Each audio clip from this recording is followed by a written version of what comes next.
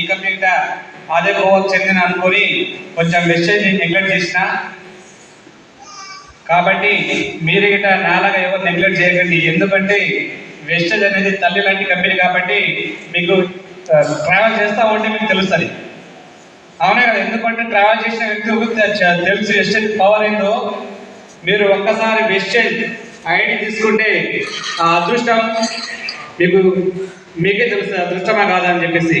ఎందుకంటే వెస్టేజ్ నాకు first income వచ్చేసి 440 రూపాయలు, నా హైయెస్ట్ ఇన్కమ్ వచ్చేసి 73,000 సార్. ఎందుకంటే ఎల్ఐసి ఉన్నప్పుడు నాకు ఎల్ఐసిలో హైయెస్ట్ ఇన్కమ్ నాకు వచ్చేసి 40,000. ఎందుకంటే అక్కడ ఒక్కడినే, ఇక్కడ టీం. ఎందుకంటే నా గోల్ ఏంటంటే అక్కడ ఎల్ఐసి ఏజెంట్ ఉన్నప్పుడు నేను ఎప్పుడు డిఓ కావాలి అంటే డిఓ అంటే ఏంటంటే టీం వర్క్ చేస్తూ ఉంటాడు. నా గోల్ కంటే టీం వర్కే కావాలి.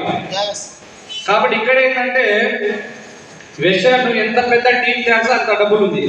అక్కడ ఒక్కడిని, ఇక్కడ man power is money power. నువ్వు ఎంత పెద్ద టీం తయారు చేస్తే అంత డబ్బులు ఉంది. ఆ సత్తా నీకుంటే వెస్టేజ్ గట్టిగా పట్టుకో. సార్ నాకు ఆ సత్తా లేదంటే వెస్టేజ్ వదిలిపెట్టి ఏదైనా జాబ్ చేసుకోవచ్చు. ఎందుకంటే సార్ డబ్బు నీ డ్రీమ్ ఉన్న వ్యక్తి మాత్రం ఖచ్చితంగా వెస్టేజ్ పట్టుకోవాలి. డ్రీమ్ లేని వ్యక్తి మాత్రం మన పని మనం చేసుకుంటూ ఉండాలి. ఎస్ సార్ నాకు ఖచ్చితంగా డ్రీమ్ ఉంది సార్. లగ్జరీ కారు, లగ్జరీ ఇల్లు, లగ్జరీ లైఫ్ అనుభవించాలనుకుంటే ఖచ్చితంగా వెస్టేజ్ ఒక 2 ఇయర్స్ మాత్రం గట్టిగా పట్టుకోండి. టీం వచ్చినా రాకుండా మీరు నిలబడితే ఖచ్చితంగా టీం వస్తుంది. భయపడుతూ పనిచేస్తే రాదు. నేను చేయాలనుకుంటే ఖచ్చితంగా చేస్తారు, నేను చేస్తాను అనుకుంటే చేయలేరు. చేయాలి.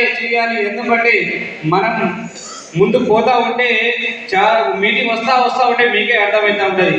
ఎంఎస్ఆర్ గారు ఒకటే మాట అన్నారు, కుల్సింగ్ నువ్వు ముందు మీటింగే రా, ఎవరు చెప్పకు. మీటింగ్ నువ్వు మనం ఎన్ని మీటింగ్ వింటే అంత ధ్యానం వస్తాం మనకి. ఎస్ఆర్ నో ఓకే సార్, ఇంతకు నా చిన్న ముగిస్తున్నా. జై హింద్, జై వెస్టేజ్. Thank you sir.